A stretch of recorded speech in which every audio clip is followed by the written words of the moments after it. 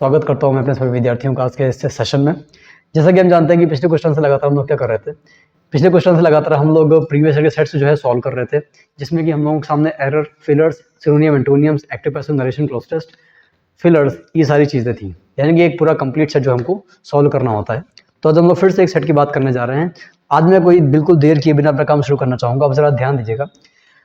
Number first में हमारे सामने नंबर 1 और 2, ये जो दो क्वेश्चन हमारे सामने लिखे हुए हैं, इन पे हमको बटा क्या निकालना है, इन पे बच्चों को जो है एरर निकालनी है। तो आपको बताना है इस सेंटेंस को पढ़कर कि इन दो सेंटेंसेस में एरर क्या होगी। ठीक है, तो जल्दी से दो सेंटेंस पढ़िए, बताइए इसमें एरर क्या होगी।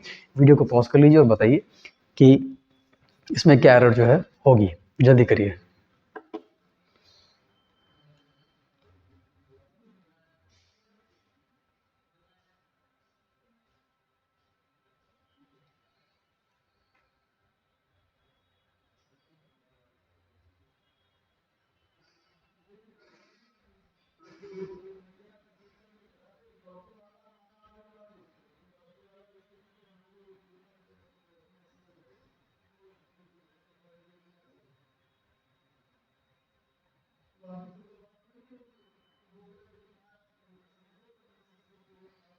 जल्दी बताइए।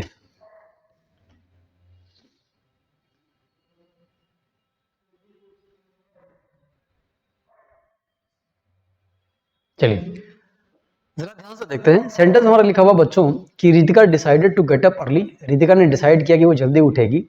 टू वेयर, पहनेगी एक नई dress. And visit her aunt, अपनी आंटी घर जो है घूमने जाएगी। सिंपल सी बात है बच्चों। यहाँ पर अगर हम पहला भाग देखेंगे, अगर हम यहाँ पर पहला भाग देखेंगे कौन सा डिसाइडेड टू गेट अप वाला, तो यहाँ पर डिसाइड भी एक वर्ब है, गेटअप भी एक वर्ब है। और हमको ये बात बहुत अच्छे से पता है कि डिसाइड के बाद जो भी वर्ब आती है हम उसमें क्या लगाते हैं, हमेशा टू का प्रयोग करते हैं। ठीक, तो ये हमारा सेंटेंस सही लिखा कि रितिका ने डिसाइड किया कि वो जल्दी उठेगी। ठीक है, अब जल्दी उठेगी, इसके बाद जो आपने टू लगाया ये गलत हो गया। ये टू इसलिए नहीं होगा मेरे भाई क्योंकि रितिका ने डिसाइड किया है कि वो जल्दी उठेगी। उसके बाद क्या करेगी? जब आपने टू के बाद एक वर्ब में टू लगा ही दिया, जब आपने टू के साथ एक वर्ब में इन्फिनेटिव लगा हुआ है तो हमको बाकी सेंटेंस में पूरी जगह इन्फिनेटिव लगाने की जरूरत नहीं पड़ेगी। नहीं समझाया ना? फिर से देख लीजिए, मैं आपको पूरी बात बताता हूँ। आपने टू के साथ तीन वर्ब जोड़ी। तीन वर्ब कौन कौन सी हैं? To get up, to wear और विजिट। इन तीनों वर्ब के पहले अगर आपने सबसे पहली वाली वर्ब में टू लगा दिया है तो आपको बाकी सभी वर्ब में टू लगाने की जरूरत नहीं पड़ेगी। ये एंड के बाद तक अप्लाई होगी। ठीक है बच्चों, चलिए। तो बच्चों हमें करना क्या है कि हमें इन सभी वर्ब के पहले जो शुरुआत में टू लगा हुआ है ये टू हटा देना है। सॉरी, ये जो सेकंड में टू लगा है टू हटा देना है, और हमारा शुरुआत का टू है ये सब पे अप्लाई हो जाएगा। तो जाहिर सी बात है हमको ये जो टू है वो हटा देना है, बाकी हमारा सेंटेंस जो है वो सही हो जाएगा। तो सेक्शन बी गलत है, इसमें टू हट जाएगा। अब बात करेंगे यहाँ पर किसकी? सेकंड की। स्टूडेंट ने मुझसे पूछा, देखिए स्टूडेंट ने मुझसे पूछा इफ़ आई न्यू, क्या मुझे पता था। स्टूडेंट में सेकंड फॉर्म लगी हुई है आस्क में, तो जाहिर सी बात है न्यू भी सही है कि कालिदास वॉज द ग्रेटर। हमको ये बात बहुत अच्छे से पता दोस्तों कि किसी भी कंपैरेटिव डिग्री में कभी भी आर्टिकल द का प्रयोग नहीं किया जाता। मैं फिर से बता रहा हूँ, किसी भी कंपैरेटिव डिग्री में कभी भी आर्टिकल द का प्रयोग नहीं किया जाता बच्चों, वो हमारा हमेशा गलत माना जाता है। ठीक है, कंपैरेटिव डिग्री में आर्टिकल द का प्रयोग कब करते हैं मैं बात आपको अच्छे से बताता हूँ, बहुत ध्यान से देखिएगा। एक मिनट होल्ड कीजिएगा। ठीक है,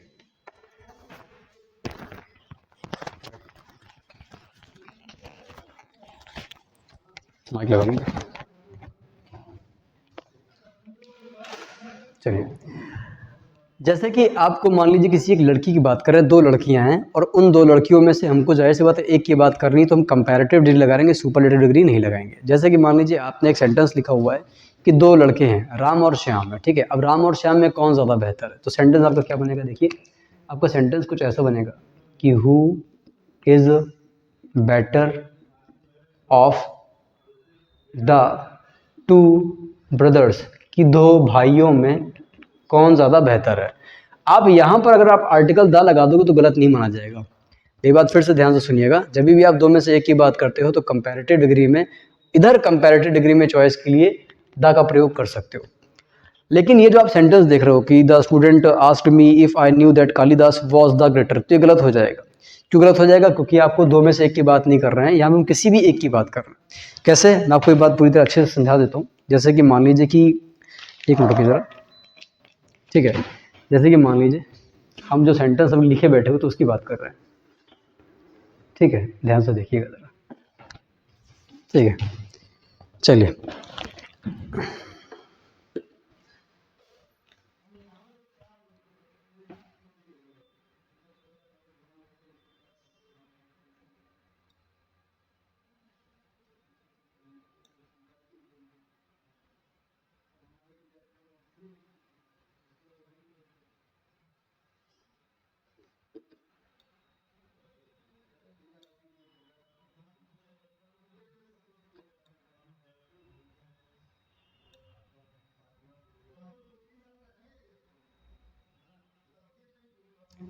चलिए, तो जैसे कि हम जानते हैं कि यहाँ पर I knew that Kalidas was the greater लगा हुआ, गलत लगा हुआ। अगर आपने दो में से एक की बात की होती और कंपैरेटिव बाद इधर ऑफ लगा हुआ होता तो जाहिर सी बात हम यहाँ पर आर्टिकल द का प्रयोग कर सकते थे। तो जिन बच्चों को नहीं पता था मैंने बता दिया आपको अच्छे से कि कंपैरेटिव डिग्री में हम लोग आर्टिकल द का प्रयोग कर सकते हैं, ठीक है। कब कर सकते हैं? जब आपको आगे ऑफ लगा हो, टू लिखा हो, लेकिन इधर देन लगा हुआ है तो इधर द का प्रयोग करना अनावश्यक है। सुपरलेटिव पहले द का प्रयोग करते हैं, कंपैरेटिव पहले द का प्रयोग हम लोग नहीं करते। तुम्हारा बी सेक्शन दोस्तों यहाँ पर गलत हो जाएगा। पता है, इतना क्लियर हो गया ना? चलिए आइए, की हमारे सामने यहाँ पर दो सेंटेंसेस लिखे हुए हैं। इन दो सेंटेंसेस में हमको क्या करना बच्चों, इन दो सेंटेंसेस में बच्चों हम लोगों को सही फिलर भरना है, यानी कि हमको बताना है कि इसका फिलर क्या होगा, ठीक है। तो आप एक काम करिए, जल्दी से इसको जरा एक बार वीडियो को पॉज करके आराम से अटेम्प्ट कर लीजिए, या जिनको शीट मिल चुकी है वो अटेम्प्ट कर लीजिए, फिर बात करते हैं। मैं एक्सप्लेन करने जा रहा हूँ, आप पहले से अटेम्प्ट करके रख लीजिएगा। चलिए, it is mainly due to Peter's lethargy. ये लेथार्जी माने आलस होता है, ये पीटर की आलस की वजह से ही है कि जो पूरा प्लान है वो फेल का मतलब क्या है? फॉल के सेकंड फॉर्म में, वो पूरे बर्बाद हो गया, जाहिर सी बात है। अब फॉल के साथ कौन सी प्रेपोजिशन लगा दें जो बर्बाद होने का यहाँ पर सेंस देगा? तो जिन लोगों को नहीं पता है आप लिख लीजिए कि फॉल थ्रू, थ्रू लगाते हैं किसी भी प्लान के असफल हो जाने के लिए। किसी भी प्लान के असफल हो जाने के लिए हम लोग क्या करते हैं? फॉल थ्रू को यूज बच्चों करते हैं, ठीक है। अब जिन लोगों को नहीं मालूम है, मैं आपको एक बात बता दूं, जिन लोगों को नहीं मालूम है यहाँ पर थोड़ा सा ध्यान दीजिएगा कि कम क्रॉपर, एक मिनट वेट करिएगा जरा, ठीक। जिन बच्चों को नहीं पता है मैं बता देता हूँ कि ये जो कम है, कम क्रॉपर, कम क्रॉपर, इसका मतलब होता है किसी भी प्लान का असफल हो जाना। जैसे मान लीजिए आपने सेंटेंस बोला हुआ है कि मेरा प्लान असफल हो गया, तो सेंटेंस बोलेंगे कि माय प्लान वेंट, सॉरी, कम की सेकंड फॉर्म क्या हो जाएगी? केम, क्या हो जाएगा? क्रॉपर। तो केम क्रॉपर माने क्या हो जाएगा? किसी भी प्लान का असफल हो जाना। तो बच्चों को पता होना चाहिए कि प्लान का असफल हो जाने के लिए फॉल थ्रू तो लगाते ही हैं और कम प्रॉपर भी वहाँ पर कम क्रॉपर लगा सकते हैं। अगला लिखा हुआ है mother shell return blank an hour. मेरी माँ आधे घंटे में लौट आएगी। आधे घंटे के अंदर लौटने की बात कर रहे हैं तो जाहिर सी बात है क्या हो जाएगा? इन या विद इन एन आवर हो जाएगा। वैसे मैं आपको बताऊँ सही दोनों हैं, लेकिन हमारी प्राथमिकता किसको जाएगी? इनको जाएगी। चलिए, we have question, 2 questions here, जहाँ पे हमको क्या करना है बच्चों? सिनोनियम निकालना है। अब अगर आप देखेंगे तो आपको 2 सिनोनियम निकालना है, एक 5वें का और 6वें का, ठीक है। तो आपको बताएं जल्दी से पढ़कर इसमें कौन सा ऑप्शन हमारा हो जाएगा, जल्दी से बताइए। और देखिए 5वें और 6वें में हमको 2 सिनोनियम निकालना, बताना कौन सा ऑप्शन हमारे यहाँ पास में होगा, ठीक।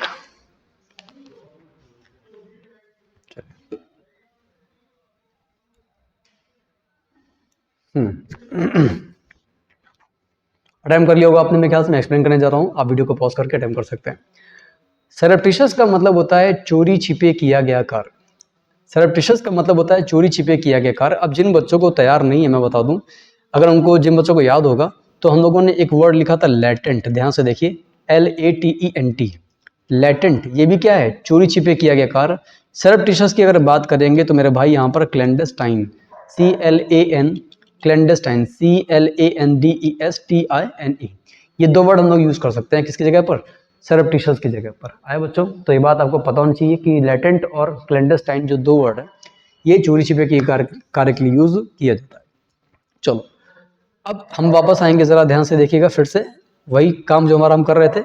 ये देखिए, सरप्टिशियस का मतलब चोरी छिपे यानी कि सीक्रेट काम, तो हमारा कौन सा ऑप्शन हो जाएगा? सीक्रेट हो जाएगा। आर्टलेस वो इंसान है जो सीधा साधा है, यानी उसके अंदर कोई कलाकारी नहीं है। और इम्पायस जो है वो अपवित्र के लिए यूज किया जाने वाला पर्यायवाची होता है। चलिए, इनैनिनेशन की बात करते हैं बच्चों, तो इनैनिनेशन का मतलब होता है कि आलस। अक्सर क्या होता है कि इंसान बहुत कमजोरी की वजह से आलस फील करता है, तो इंग्लिश में उसको लेथार्जी कहते हैं। लेथार्जी माने क्या होता है? आलस। ठीक है, चलो। अब जिन बच्चों ने मेरा पहला यानी कि इससे ये जो तीसरा पार्ट मैं बता रहा हूँ, जिन लोगों ने इसका फर्स्ट पार्ट देखा हुआ था, अगर नहीं देखा तो देख लीजिएगा। वहाँ पर मैंने एक वर्ड डिस्कस किया था, वैसिलेट। ये जो वैसिलेट आप बेटा देख रहे हो, ये कौन सा? ये VACILLATE। कोई काम करने से पहले जब आपका मन लड़खड़ाता है, डगमगाता है, इंग्लिश में उसको मेरे भाई वैसिलेट बोलते हैं। ठीक। अब जिन बच्चों को याद नहीं है, तैयार नहीं, मैं भाई तैयार कराने के लिए तो बैठा हूँ यहाँ पे, क्या दिक्कत है? देखो जरा मैं बताता हूँ आपको। इंग्लिश में एक वर्ड होता है डिदर। डिदर का मतलब होता है टू कंफ्यूज, यानी कोई काम करने से पहले हाँ ना हाँ ना हाँ ना जो चलता है ना, कि हाँ कर लें ना नहीं ऐसा नहीं करें, तो ये डिदर कहलाता है।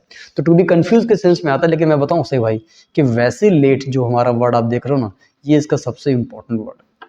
डिदर, वैसिलेट और वेवर, ये तीन वर्ड हैं जो हमारे लिए सबसे ज़्यादा इंपॉर्टेंट हैं। इन तीनों का मतलब होता है कोई काम करने से पहले आपको मन जो है लड़खड़ाता है। अगर आपको मन फर्म है, दृढ़ है, तो उसको ऑपोजिट फर्म बन जाएगा। ठीक है, चलो।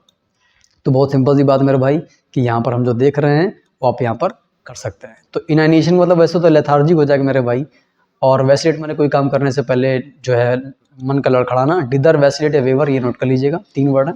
आइए। और ग्रेस्प का मतलब किसी बात का अर्थ निकालना, किसी मीनिंग को कैच करना। कई बार ऐसा होता है ना कि आप लोग, मैं आपको कोई चीज़ पढ़ाता हूँ, आप उसकी मीनिंग को क्लियर नहीं कर पाते, कैच नहीं कर पाते, तो मेरे भाई इंग्लिश में वो क्या कहलाएगा? ग्रेस्प कहलाएगा। चलो। इम्ब्रोग्लियो और बीक्वेस्ट का हमें इंग्लिश में वो निकालना है, क्या ऑपोजिट निकालना है, एंटोनियम निकालना है, तो आपको बताना है। जल्दी से बताइए इसमें कौन सा ऑप्शन हम लोग जो है कर पाएंगे।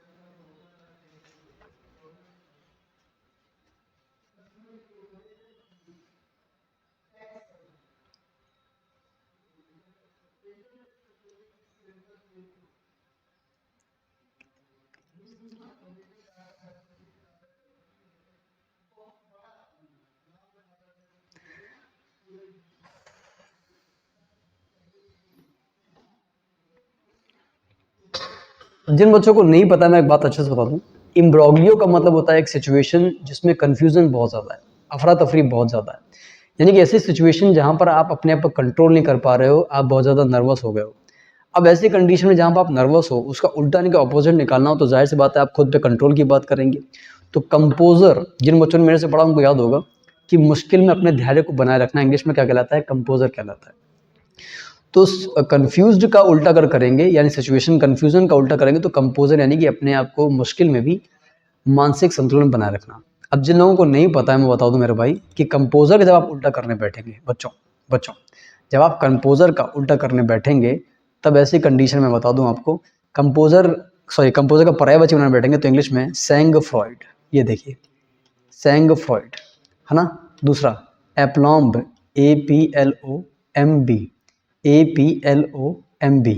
ये जो दो वर्ड आप देख रहे हो, ये दोनों ही वर्ड हमारे वही कहलाएंगे, मुसीबत में अपने धैर्य को बनाए रखना, जिसको हम इंग्लिश में कंपोजर, पेशेंस कहते हैं। कौन कौन सा? सैंग फ्रॉइड, और कौन सा? एप्लॉम्ब, और कौन सा? परजीविरेंस। भैया नोट करते जाना मेरे भाई, इतना सब एक साथ पढ़ा रहा हूँ मैं। परजीवेरेंस, सैंग फ्रॉइड, एप्लॉम, परजीवेरेंस, टिनासिटी। टिनासिटी मेरे भाई ध्यान से देखना, टिनासिटी, TENACITY। ठीक है।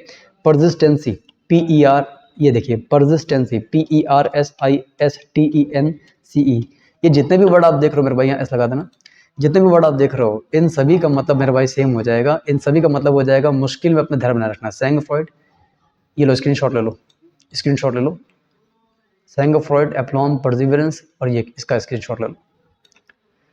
ठीक है, ये चार वर्ड है मेरा भाई। चलो आ गया, ठीक। तो अब क्लियर हुआ? ठीक है। तो इम्ब्रोग्लियो का उल्टा क्या हो जाएगा? कंपोजर। बिक्वेस्ट का मतलब होता है मेरा भाई किसी इंसान को कुछ प्रदान करना। अब प्रदान करने का मतलब ये मेरा भाई कि हम उस इंसान से कोई चीज़ जो है वो, कौन सा मैं नंबर, एक मिनट में नंबर कंफ्यूज हो गया। हाँ सही है। बिक्वेस्ट का मतलब क्या होगा? प्रदान करना। तो उल्टा क्या होगा? विदड्रॉ, यानी कि वापस ले लेना। ठीक है, तो ऑप्शन हमारा कौन सा हो जाएगा? डी। बताइए क्लियर हो रहा है? क्लियर हो रहा है? क्लियर हो रहा है ना? ठीक।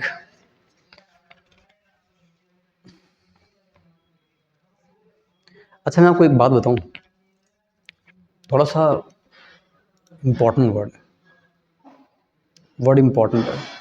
चलो बाद में बताता हूँ, नहीं तो फिर हमारा लेट हो जाएगा फिर। वेट, आइए अब बात करते हैं यहाँ पर हम लोग, क्या बात है, ये मेरा फेवरेट मुहावरा आ गया। ठीक है, नंबर 9 और 10 पे हमारे सामने बच्चों दो मुहावरे लिखे हुए हैं, यानी कि इडियम्स लिखे हुए हैं, और आपको इन दोनों मुहावरों का सही ऑप्शन बताना है पढ़कर कि हमारा कौन सा ऑप्शन जो है वो सही होगा। ठीक है, तो जल्दी से पढ़ना, आपको बताना है कि कौन सा ऑप्शन यहाँ पर हम लोग कर सकते हैं। जल्दी करिए, बताइए।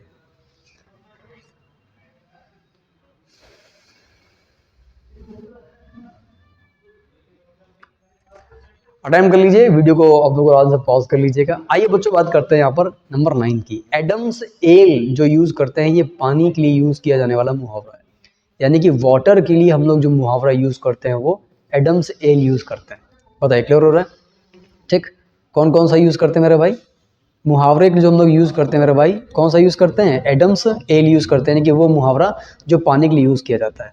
यानी हमारा सही ऑप्शन कौन सा हो जाएगा? वाटर हो जाएगा। एट वंस विट्स एंड, बहुत ज्यादा कंफ्यूजन की स्थिति, एट वंस विट्स एंड, तो ऑप्शन बताइए कौन सा करेंगे यहाँ पे? एट वंस विट्स एंड की बात करेंगे तो सिचुएशन फुल ऑफ कंफ्यूजन। चार ऑप्शन लिखे हुए हैं, man of ability, at the last moment, to get puzzle, undecided, controversy.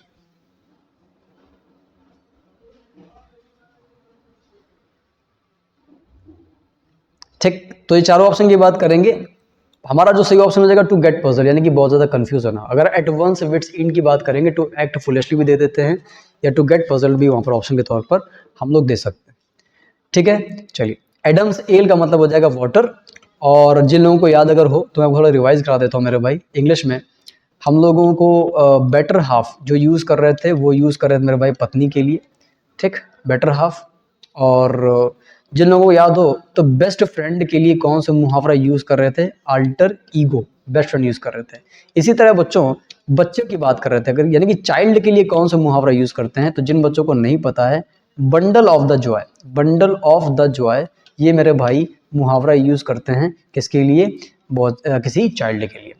तो इसका भी स्क्रीनशॉट ले सकते हैं। बेटर हाफ मतलब पत्नी, alter ego best friend, bundle of the Joy child के लगाएंगे। आइए अब बात करेंगे यहाँ पर फिलर की, सॉरी इंप्रूवमेंट की। दो सेंटेंस हमको दिए हुए हैं, दो सेंटेंसेस हमको इंप्रूव करना है, कौन सा ऑप्शन हो सकता है? बताइए, कौन सा भाग चेंज करना है? ये डन वाला, डन विद वाला।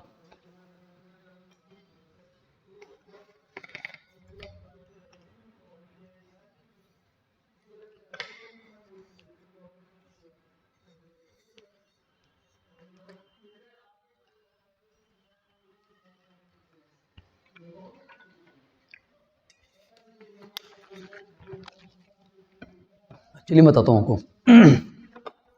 I had not completed my project, मैंने अपना प्रोजेक्ट कंप्लीट नहीं किया था, तो मुझे ऐसा लगा कि आई वॉज डन, मैं बर्बाद हो गया हूँ पूरी तरीके से। कब? जब मैनेजर ने मुझसे कहा कि भैया हैंड आउट करो। मैनेजर ने मुझसे कहा भैया जो प्रोजेक्ट तुमसे कहा था कंप्लीट करने को, तुम्हारा कंप्लीट हो गया। जब उसने मुझसे ऐसा कहा तब मुझे ऐसा लगा कि यार अब तो मैं गया काम से। तो ऐसी सिचुएशन के लिए इंग्लिश में हम लोग हमेशा बेटा क्या करते हैं, हम लोग इंग्लिश में जो ऑप्शन चूज करते हैं वो डन फॉर यूज करते हैं। डन फॉर हमेशा पैसिव में यूज करते हैं, और इसका मतलब होता है कि आप पूरी तरह से बर्बाद हो गए फिलहाल, और आप किसी काम से पूरी तरह से ऊब गए हों, सैचुरेट हो गया हूँ, तो डन विद लगाते हैं। मुझे लगता है कि अब मैं सैचुरेट हो गया हूँ, अब मैं और नहीं झेल सकता, तो I am complete done with the job. ठीक, इंपॉर्टेंट कौन सा? डन फॉर, डन विद दोनों इंपॉर्टेंट है। Rohan was upset so picked up his food while his cousins ate heartily. Rohan बहुत नाराज था, उसने अपने भोजन को क्या कर लिया मुझे नहीं पता, जबकि जो उसके कजिन्स थे उन्होंने खाने को बड़े हार्टली, मन से खाया, दिल से खाया। लेकिन रोहन अपसेट था तो उसने भोजन को क्या कर दिया? अब ऑप्शन लिखा हुआ है पिक आउट, पिक्ड ऑन। ठीक, अब एक काम करिए, मैं बताता हूँ आपको। इसको आप लोग पूरा पहले नोट कर लीजिए, मुझे लगता है, क्योंकि मैं आपको पहले तो आप एक काम करिए, पिक आउट की हिंदी लिखिए, पिक आउट की हिंदी नोट करिए, कॉपी खोल के लिखिए। लिखिए, कई विकल्पों में से एक विकल्प चुनना। लिखिए, कई विकल्पों में से एक विकल्प को चुनना। लिखा? ठीक। पिक ऑन का मतलब आप लोग नोट कर लीजिए, सॉरी, पिक ऑन का मतलब लिख लीजिए किसी इंसान को इरिटेट करना, किसी इंसान को इरिटेट करना। ठीक है, किसी इंसान को इरिटेट करना। ठीक, चलो। और अब यहाँ पर एक ऑप्शन लिखा पिक एट। पिक एट का मतलब आप लोग मेरे भाई लिख लीजिएगा, छोटे छोटे निवाले खाना, छोटे छोटे निवाले खाना। ठीक, तुम्हारा सही ऑप्शन कौन सा हो जाएगा? Pick at. ठीक है, डेमन खाना खा रहा था तो छोटे छोटे निवाले खा रहा था, पिक एट लगा दीजिएगा। ठीक है, अब नहीं समझाया तो पीछे का स्क्रीनशॉट लेके ले लीजिए और सॉल्व कर लीजिए। आइए नंबर 13 14 की बात करते हैं। 2 वन वर्ड सब्स्टिट्यूशन लिखे हुए हैं, बेहद बेहद सरल है, जल्दी देख लीजिए, बताइए कौन सा ऑप्शन यहाँ पर करेंगे, बताइए।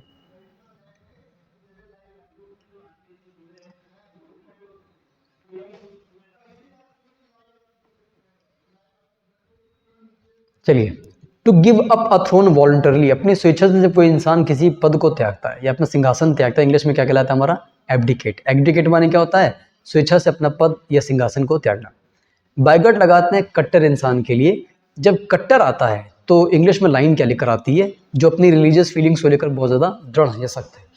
डेलीगेट की बात करेंगे तो डेलीगेट का मतलब हो जाएगा अपनी जिम्मेदारी किसी दूसरे इंसान को सौंपना। अगर डेलीगेट की बात करेंगे जिम्मेदारी सौंपने के लिए, तो जिन बच्चों को नहीं पता, यहाँ पर 3 ऑप्शन में लिखने जा रहा हूँ, इन तीनों ही क्वेश्चंस को डिस्कस करेंगे। तो पहला हमारा लिखा हुआ है डेलीगेट, और जो दूसरे की बात अगर करेंगे तो दूसरा ऑप्शन हमारा जो हो जाएगा वो असाइन हो जाएगा, जिम्मेदारी सौंपना। ठीक, ये दोनों नोट, तीनों नोट कर लीजिएगा, डेलीगेट, असाइन और सैडल। ठीक, इसमें नियम जो आता है मैं बता दूं नियम कैसा आता है। इन तीनों के बाद में प्रपोजिशन विद का प्रयोग करते हैं, यानी कि आप जिस इंसान को वो दे रहे हो, जिम्मेदारी सौंप रहे हो, पहले उस इंसान का नाम लगाएंगे, यानी कि ऑब्जेक्ट लगाएंगे, फिर जो भी जिम्मेदारी सौंप रहे हैं उसके पहले प्रपोजिशन विद लगाएंगे, और उसके बाद में जिम्मेदारी की इंग्लिश क्या लगाएंगे, रेस्पॉन्सिबिलिटी लगा देंगे। ये मैं देखने जा रहा हूँ, रेस्पॉन्सिबिलिटी लगा दीजिएगा यहाँ पर। फिर से देख लीजिए, डेलीगेट, असाइन और सैडल, ये 3 ऐसे वर्ड होते हैं जिनके साथ आपको, अगर बैंक की तैयारी करो, कोई एनडीए सीडीएस की तैयारी करो, कुछ भी करो, आप पहले हमेशा ऑब्जेक्ट यानी जिस इंसान को जिम्मेदारी सौंपते हैं वो लगाते हैं, फिर जो भी जिम्मेदारी सौंप रहे हैं उसके पहले प्रपोजिशन विद का प्रयोग करेंगे। ठीक है, चलिए क्लियर हो गया ना। आइए अब बात करेंगे यहाँ पर हम लोग, ये देखिए। ठीक, तो हमारा हो जाएगा क्या, डेलीगेट, जिम्मेदारी सौंपना। डेलीगेट 3 ऑप्शन कौन कौन से लिखे हुए हैं, असाइन और सैडल। कब्र पर लिखे हुए शब्दों के लिए हम लोग कौन सा मुहावरा यूज करेंगे, ये बात आपको बतानी है। तो कब्र पर लिखे शब्दों का कौन सा मुहावरा यूज करते हैं, एपिटैफ। एपिटैफ, कब्र पर लिखे शब्द, यानी कि words written on the tomb of a person. Epicure का मतलब होता है जब इंसान खाओ पियो मौज करो, eating drinking and making merry जैसे सिद्धांत को पालन करता है, इंग्लिश में क्या कहलाता है, एपिक्योर कहलाता है। और एपिटोम माने क्या होता है दोस्तों, प्रतीक होता है। ठीक है, एपिटोम प्रतीक, एपिक्योर खाओ पियो मौज करो, एपिटैफ कब्र पर लिखे शब्द। अब यहाँ पर हम लोग बात करेंगे बच्चों स्पेलिंग मिस्टेक की। मैं जल्दी बता देता हूँ आपको, इसमें करना क्या है, आपको ये देखिए लिखा हुआ इनकरेक्टली स्पेल्ड, यानी गलत स्पेलिंग निकालनी है। तो 15 का मैं बता दूं क्या, हाँ, अपना वीडियो बीच में पॉज कर लीजिए फिर बताइए। ठीक, अटेम्प्ट कर लिया होगा मेरे ख्याल से आप लोगों ने पॉज करके। सीडेंट्री की स्पेलिंग करेंगे तो यहाँ पर टी की जगह ए हो जाएगा, और शॉफर की स्पेलिंग होती है CHAUFFEUR। शॉफर का मतलब होता है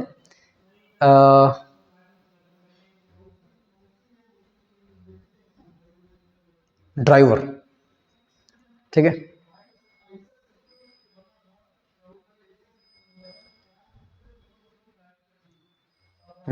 थोड़ा सा, चलिए कुछ नहीं। सीडेंट्री पे अगर आप ई की जगह ए कर देंगे तो गतिहीन हो जाएगा। ठीक है, अब यहाँ पर एक पैराजम्बल लिखा हुआ है, ये पैराजम्बल मेरे भाई अटेम्प्ट करो फटाक से, स्क्रीनशॉट ले लो मेरे भाई, अटेम्प्ट कर लो, क्योंकि मैं अब सॉल्व कराने जा रहा हूँ। थोड़ा सा समय कम है मेरे पास में, तो आप पहले से उसको अटेम्प्ट कर लीजिए, उसके बाद ही आप मेरा एक्सप्लेनेशन सुनिएगा ध्यान से। ठीक है, जल्दी बताइए, 1 मिनट जरा कर लीजिए, देखिए जरा।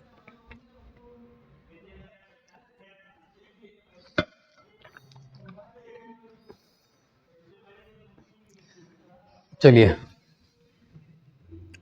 अब जिन लोगों ने पैराजम्बल का मेरा लास्ट सेशन देखा होगा उनको बहुत अच्छे समझ में आया होगा कि किस तरह से पैराजम्बल हम लोग करते हैं, कैसे करते हैं, आपको याद होगा। देखिए जरा, ये ध्यान दीजिए, दे नेवर डेजर्ट अस, वे हमें कभी नहीं छोड़ते। अब ये वे किसके लिए आया है हमको नहीं पता ना, किसी इंसान का नाम पहले लगाएंगे तब तो दे लगाएंगे उसके लिए, तो इसका मतलब ये पहले लाइन हमारी नहीं होगी। यही आर में भी लिखा हुआ है, दे नहीं होगा। अब बी, क्यू और एस में एक लाइन चुनते हैं। क्यों में लिखा हुआ है, books are never failing friends, book ऐसी दोस्त है जो कभी भी हमारी मदद करने में असफल नहीं होती, यानी बुक हमेशा हमारी मदद करती है। तो यार ये लग रहा है कि ये लाइन हमारी पहली हो सकती है। क्लियर होगा ना। अब इसमें एस पढ़ लेते हैं कि क्या ये पहली लाइन होगी। तो युगों युगों से जो स्क्रिप्चर्स हैं, स्क्रिप्चर का मतलब होता है जो लेख लिखे गए हैं, और बाकी जो किताबें हैं, स्कल्प्टर नहीं है, स्कल्पचर जो मूर्ति कला होता है